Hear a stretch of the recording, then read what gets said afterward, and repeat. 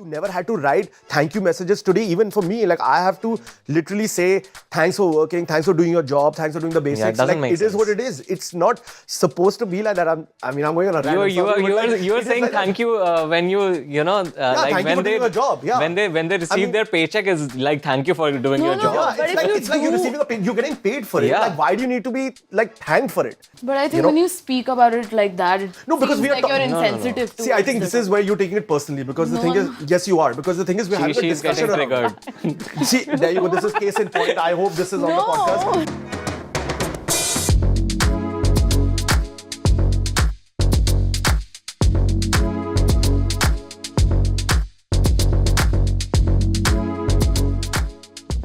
Hi, welcome to Mind the Gap, your backstage pass to witnessing the collision of different generations.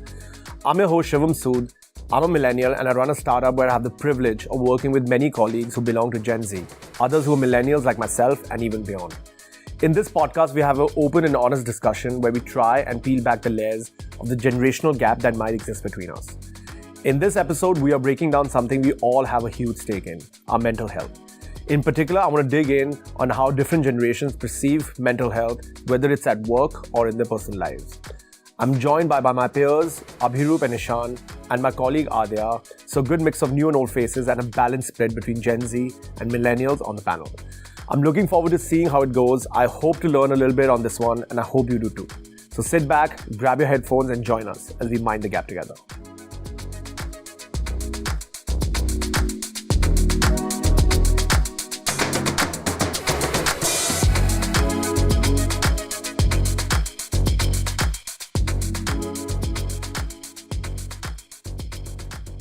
COVID has had a very big impact on all our lives, right? We all know it, we've all been through it. It was new for everyone. It's not like, some of us had been through it before.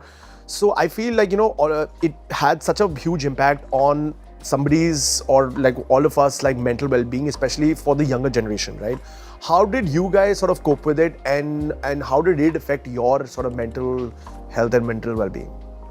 I think being alone, being confined within the four walls of my house and having nothing else to do but like sit with my thoughts made me confront a lot of things that I wouldn't have dealt with had the pandemic not happened. Ishan, what about you? Like, you being a creative guy, walk us through the millennial perspective on this. Millennial perspective. Okay, so before this, as you know me now, I used to serve in the Merchant Navy. So I was actually not here during COVID. Oh, really? I was not here. Okay. So you guys experienced COVID in a very different thing than I did. So I was actually trapped in Sudan for 6 months, and there was a military coup that formed in Sudan. So there was a hell lot of things going on outside, like in the country. The airports were shut down, the internet was cut off, and I was just trapped there. So the loneliness kind of got to me, and it was just like I tried to battle it a lot. I tried to stay positive. I tried to like inquire then when will I be able to get home? But it's just like that battle kept happening again and again, every day, and you just got tired of it. And I knew at that time I needed help, but there was just no way of getting help. I wish those companies could provide something, but they did not.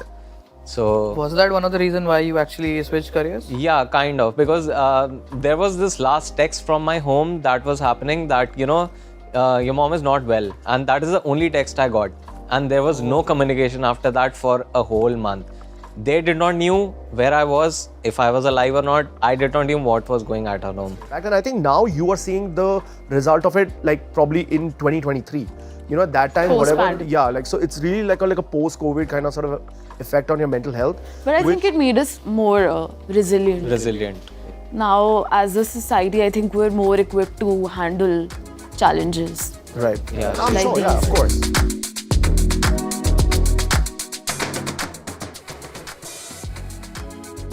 Do you feel burned out, because this is a very alien topic to us, right? At least like for the millennial perspective, we never really faced burnout, or at least we did. We just didn't know there was a term for it, right? How do you sort of cope with it today, and like, what's your take on it? I think our generation definitely has a heightened sense of awareness about, burnouts. So what I personally do is I've established boundaries for myself, wherein especially at work, if somebody asks me to do something that does not fall under my, responsibilities, I have learned to say no, because what happens is that you can't really carry the burden of the entire world on your shoulders. So once you start saying no, when you start learning to say no to the things that are not required of you, I think it helps create that boundary, and people start respecting it as well. I think it's more related to what you just said, that even if there was burnout, people didn't know about it, because the definition, like simple idea of mental health, that wasn't a concept which was discussed probably in your generation as much as it is discussed in our generation. Yeah, it's way more relevant today. It's way more relevant there. Absolutely. So the very fact that people are discussing mental health led to the conversation about burnout or digital fatigue or something like that, because now people are more aware of these concepts, and then they know where to draw, like she mentioned, that when to draw a line, when to say no.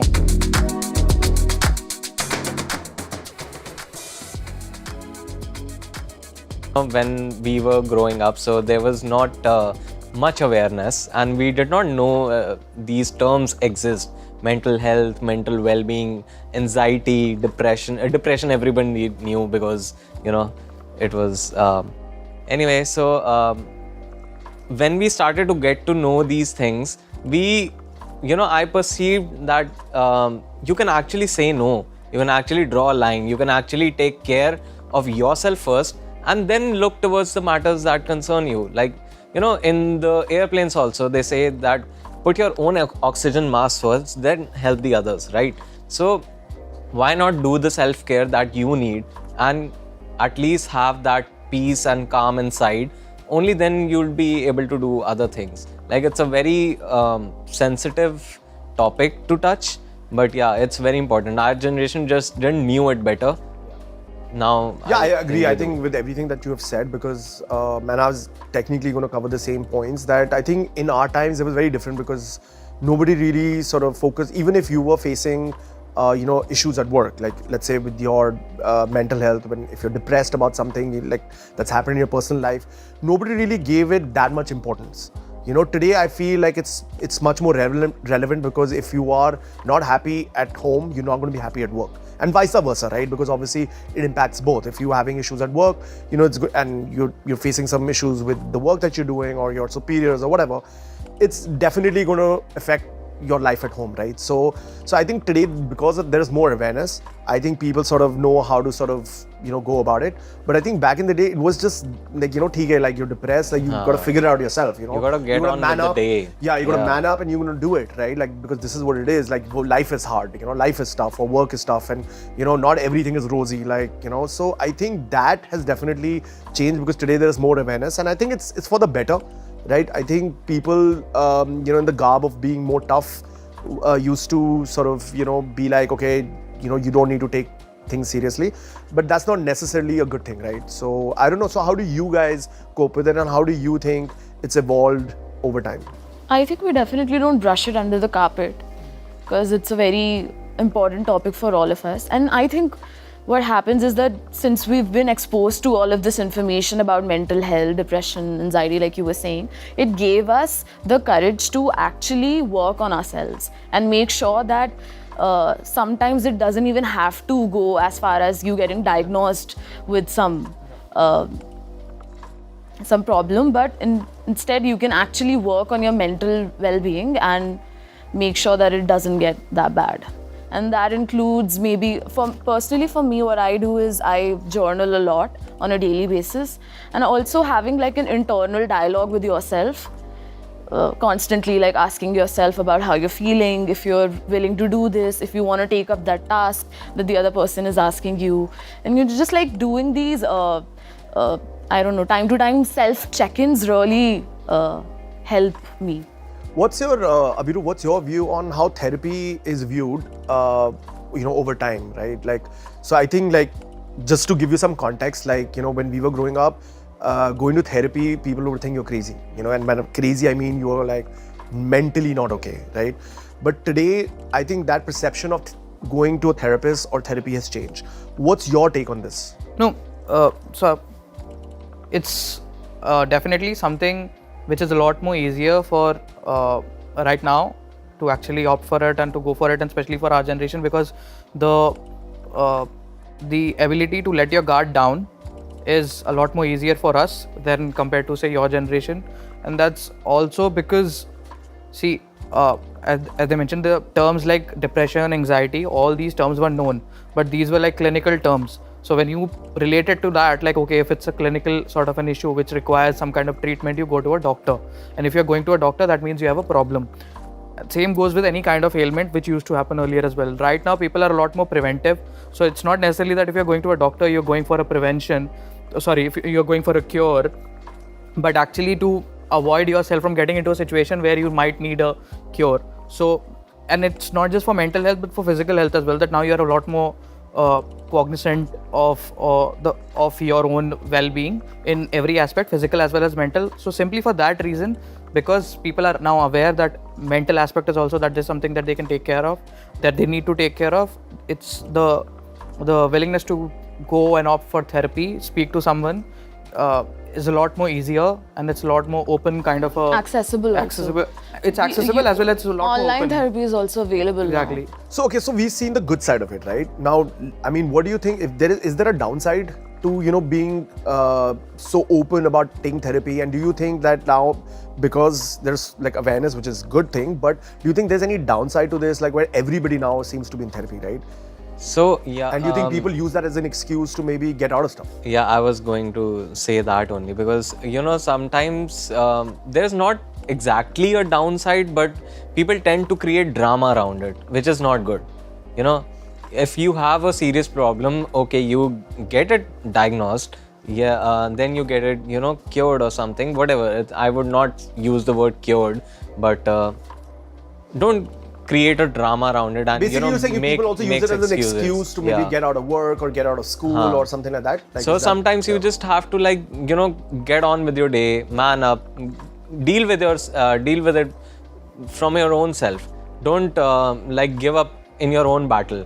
If you can't even fight the first battle within yourself, then how do you expect someone to help you?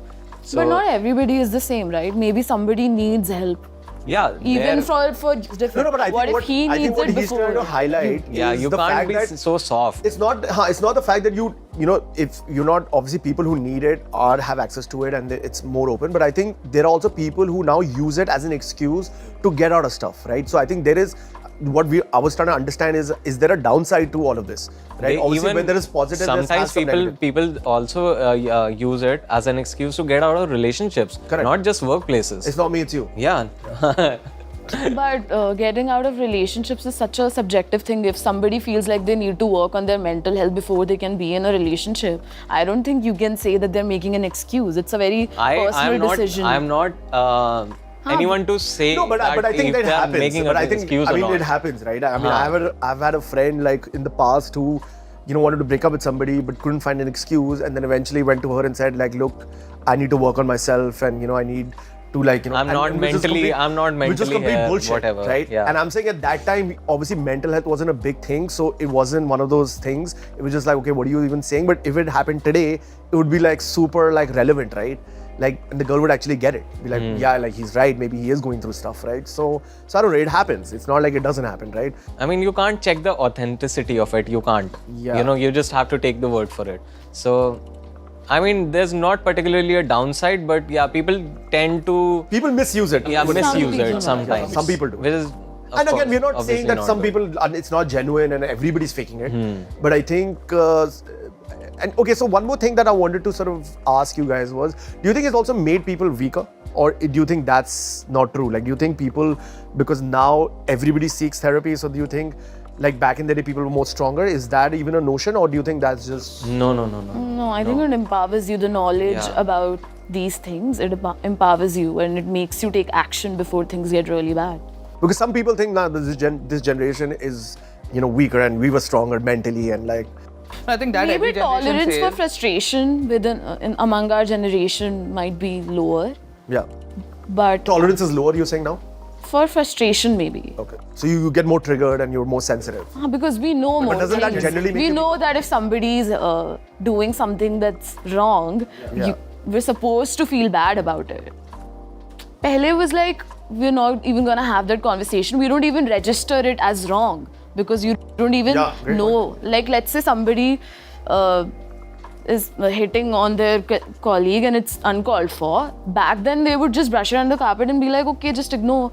But now, if it makes you uncomfortable because you know it's wrong, you will point it out. So, what's wrong in that? Yeah, it's happening in schools where now schools are apparently being more aware of the psychological state of a child, which is leading to schools then making teachers a lot more, I won't say lenient, but then they are letting go a lot of things which probably our generation wasn't. There was a strict yes or no to a certain things, which now, which is not the case. Now, it's not. There's always a gray area. Teachers are probably asked to not say a lot of things or Yeah, choose their absolutely. language and all. Absolutely.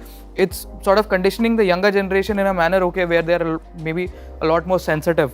Now, so that sensitization has to have some kind of, I think, barrier, which helps increase the threshold. So obviously one has to be aware of what's right, what's wrong, what might lead to a trigger, what might not lead to a trigger. But at the same time, it should not affect the basic threshold, which affects you to deal with the day-to-days of life in general.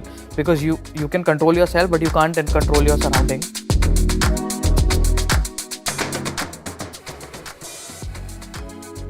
You were saying that, because I guess your teachers are not controlling themselves and, because the kids are becoming sensitive over time.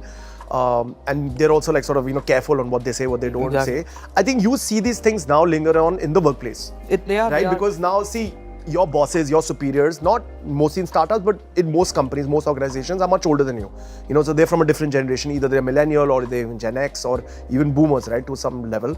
So I think they, like I said, they've had a very different life experience, right? So now when they are, giving instructions or saying something to like the younger colleagues or whatever, people are very sensitive and they always get triggered. Which wasn't the case when we were growing up and, we were also in the workplace. Like we were supposed to be okay with taking instructions and not being sensitive about everything that's being said.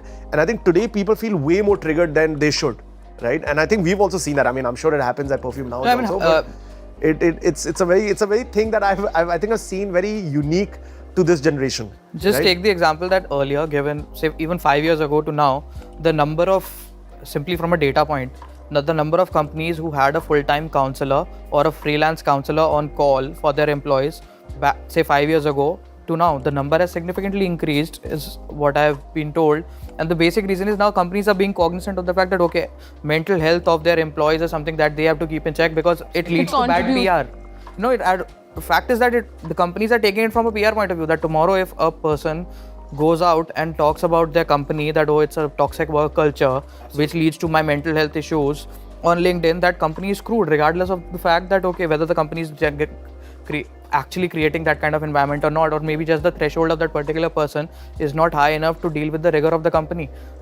So I work in a company which is like a 32-year-old legacy company, technology company, where they've had their processes straight and now they've actively taken it as a point that, okay, they'll be talking about the mental well-being of their employees on a regular basis. So every month they organize these sessions and all, which is a change which I have seen in the company that I am working with right now. Great point, yeah. No, I think it's changed over time with the organizations as well, right? I think back in the day, people never even used to offer health insurance to their employees. Today, you see that as a very basic offering. It's not even a perk anymore, right? It's just the most basic need that you have, where you understand the mental well-being of your employees. And if they are not okay at work, they will not be able to perform. It's just as simple as that. Right? Their efficiency levels would be really, really low. Absolutely, they would be present in the office, but their mind would be somewhere else. They would be already preoccupied. So the efficiency levels almost are dropped. Right. So no, and I think to Abhiroop's point also, when he said about toxic work culture, I think that all sort of ties into your mental well-being, because if it's impacting your mental health, you'll not be able to do your best work, right? And if you're not able to do your best work, eventually it affects the company and it affects their bottom line. So at the end of the day, I think all these things become very relevant in the workplace too today, which I think there is more awareness to it, which earlier people didn't really care for it. They're like, oh, I mean, I've had employees in the past as well who've really faced mental issues, like, old employees as well. And, nobody really like sort of took them seriously. And it impacted them to the point where it started affecting their sort of general personal like lifestyle as well, right? Like it started affecting them at home, where they were sort of unhappy with their personal life. So I think it's really important, this is addressed at the workplace, and some measures are taken, right, which I guess wasn't there earlier. What do you think are there about, like, I mean, I guess you're very young to the workplace, but in your experience, how do you sort of cope with like a toxic workplace, for example, and what's your sort of points to sort of get around it? I think I mentioned it before, setting boundaries. So I'm very verbal about what I'm gonna allow and what I'm not okay with anymore. So once people get a hang of it, they understand that these are your limits, these are your boundaries, they're not going to cross it again and again. So thankfully I've never experienced a toxic workplace per se, but not workplace, but yeah, there are definitely toxic people. So in my previous organization, I used to work for one of the big fours, and there are people who will like, poke you, nudge you the wrong way unnecessarily, just because probably the alignment or the equation is not there. But that's again person to person. So I've definitely I've had my share of experiences with toxic people at a workplace, but I wouldn't consider it to be a toxic workplace as well, because those instances were taken care of once the issues were raised. I think there are always toxic people. I think toxic workplace comes from the top. You know what I mean? Like, I think if the management, the founders, the CEO, whatever, the work culture, I think is very relevant to, how they set the sort of the tone there, right?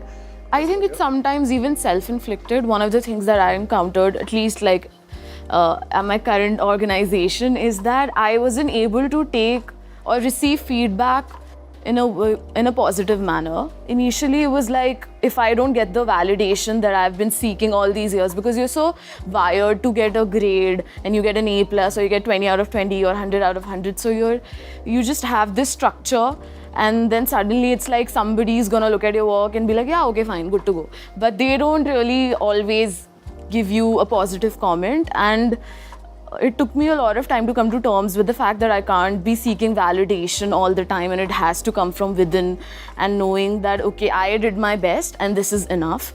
And because I was constantly feeling like I need to earn some pat on the back from a superior all the time after I've done my best work, I kind of went into this burnout state where I was like, I'm doing my all, and I would even do more sometimes, but then it was just like there was a point of time where I was like, no, this is too much.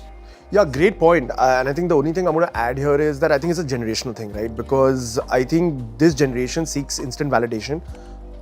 Whereas I think when we started the workplace, nobody used to like even give two shits about like the kind of work that we're doing. And I think the impact that we would make would be much later on in our career, right? Probably like 2 years down the line. I think today, like even in the workplace, like if I just give you an example, I think a lot of the junior employees have way more opportunity, to even do work that matters. With us, the opportunity was very less. Very less. Unless like we were coming from like a huge university and we were getting hired from campus or whatever, like we wouldn't make impact probably in year 1. We would probably make impact at a workplace in year 3 or even year 4, right? Today you make impact from day 1. Yet I think people are so sensitive on like the validation part, that specifically as you said. I don't think you need instant validation. You know what I mean? We never had it. Like I said, we after 3-4 years, people would actually appreciate that we even work in the workplace, right? And we just don't come. It used to be like really massive, like, okay, you have done that big of a job. Yeah. So that's when you get the recognition. Yeah. Today, I think people like, very, very rightly said, you will be like, I've done one small task and be like, oh, instantly I should, like you said, I need a pat on the back and be like, hey, like, great job. But I think people just aren't wired like that. Like, even at least like the older generation, they are so used to themselves, like doing so much and then eventually being like, okay, good job, versus like, trying to like stop and, appreciate every little thing that everyone is doing at the work. The older generation, it's always about... Yeah, the older generation is much towards the loyalty sector when it comes to workplace. True. I don't know. True, Like, I agree. when they see an employee, it's been like 3-4 years, and then he starts getting a recognition. Of course. Yeah. I think today, like it's also very fickle, right? Like when you talked about loyalty. I think that's a great point. I think the older generation really believed in that, right? In the sense that they would reward somebody for loyalty. I think today it's the opposite. There is, without showing or proving yourself with loyalty, people want that instant validation, saying appreciate me now, but I might not be there tomorrow. Which No, I guess is not I think fair. we seek appreciation for effort. But I why do think you need that's- appreciation for every little? Now I'll tell you what, I have a lot of friends who are working for these organizations in America, and it's very like part of their culture that even if you complete one task, especially in the first year, you get so much support from your superiors. You'll do one task yourself or something that was a little challenging, and they'll write you these long messages. And I saw this happening with a lot of my friends, like they were getting these long elaborate messages from their superiors being like, oh, you did this really well, that stood out, the way you handled this situation. And then when you No, but I'm saying this is the demand for the younger generation. Absolutely, it happens today, because what do? This is what the need is for the younger generation. Yeah. Like I am saying, back in the day, like this was never the case. You never had to write thank you messages. Today, even for me, like I have to literally say thanks for working, thanks for doing your job, thanks for doing the basics. Yeah, it doesn't make it is sense. what it is. It's not supposed to be like that. I'm going on a rant. You are saying thank you when like thank you when for they doing your job. Yeah. when they receive their paycheck is like thank you for doing your job. Yeah, But it's like you're receiving you're getting paid for it. Yeah. Like, why do you need to be like thanked for it? For us, like we all work for it. We all like had jobs, right? At the end of the day, why do I need my superior to come and thank me for doing my job, which I'm I think hired there's to a lot of Which a difference basic between job. thanking which is and I'm being hired to do appreciating. something. No, but I'm saying I'm being hired to do something. Why do you need appreciation for it? You know what I'm saying? If you're going above and beyond, if you're going out of the line, if you're going above and beyond, Why do people get appraised? no, if you're going above and beyond, you are saying for every task that I do, I need appreciation. There's a difference. See, if you're going Not above and every beyond, task. See, if you're going above and beyond your day-to-day tasks and your job description, I understand you can get appreciated for it. But if you're saying I'm supposed to make one graphic and I made that graphic and I should be thanked for it, I think that's asking for too much. No, And I think that's a not very what I was generational saying, thing. but okay. No, so ultimately, what it boils down to, the fact is, I think you need the calming.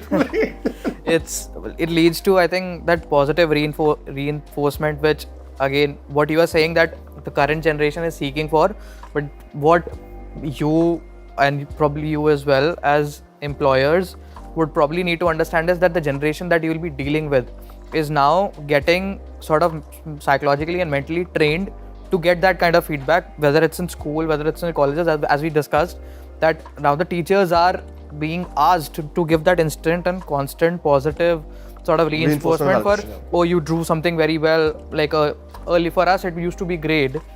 Back in the day, now it's a lot more than that. Very well, the teachers are talking to the parents and making a huge deal out of it. Apparently, it has a positive impact on the psyche of the child. Again, has a positive impact on the psyche of the employee. Doesn't really lead to material sort of difference from an employer's point of view, but surely that's what they say, that employees get that boost to do that extra bit. I think so. Organizations and companies now have to be mentally, I think, equipped and be prepared to deal with this kind of an expectation. And again, it's a cultural thing, right? Like she mentioned that in organizations in America and all, they did it because they were much more advanced in their conversation around mental health and well-being back in the day. That conversation is now coming to, say, India, and now it's at the forefront, at the conversation at the forefront of normal this thing.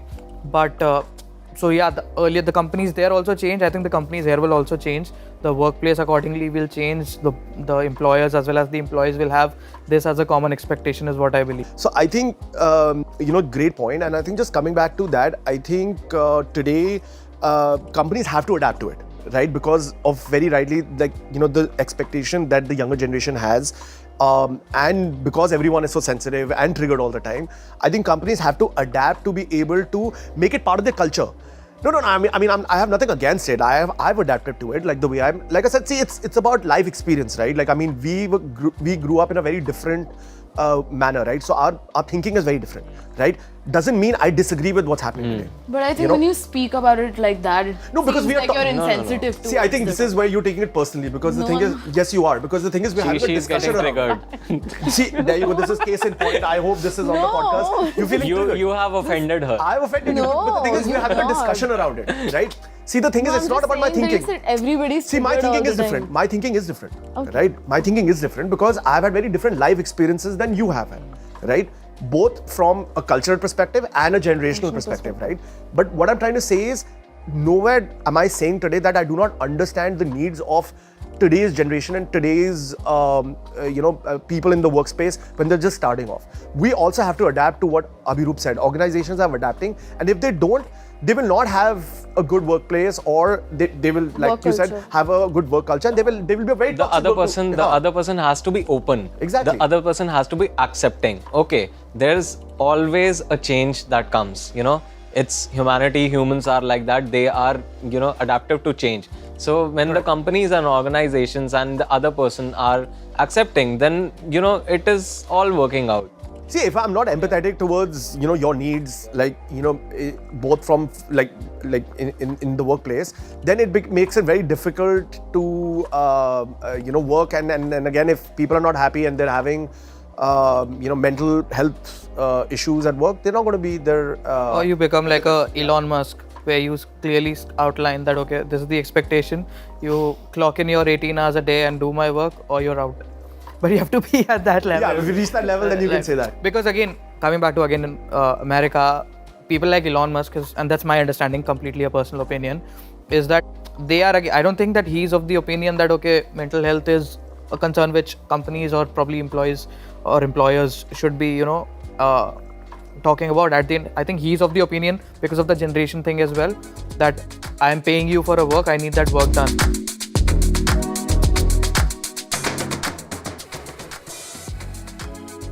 Guys, we're going to wrap up this discussion. Thank you for taking part. I think this was amazing. We got both perspectives from Gen Z and the Millennials. I hope nobody was triggered and nobody got sensitive. So just one last word from you guys on what you thought of the panel and what you guys thought of the discussion. So parting thought is, again, what I think we initially started, the whole point was that I think we have reached, as a country, we have reached to a level where we are talking about mental health very extensively. Now I think we should now progress from talking about mental health to mental well-being. That is the journey I think that we need to take, because mental health is something, again, very sort of, it's more in the lines of cure, whereas mental well-being will be a lot more preventive. I think all of us need to move in that direction.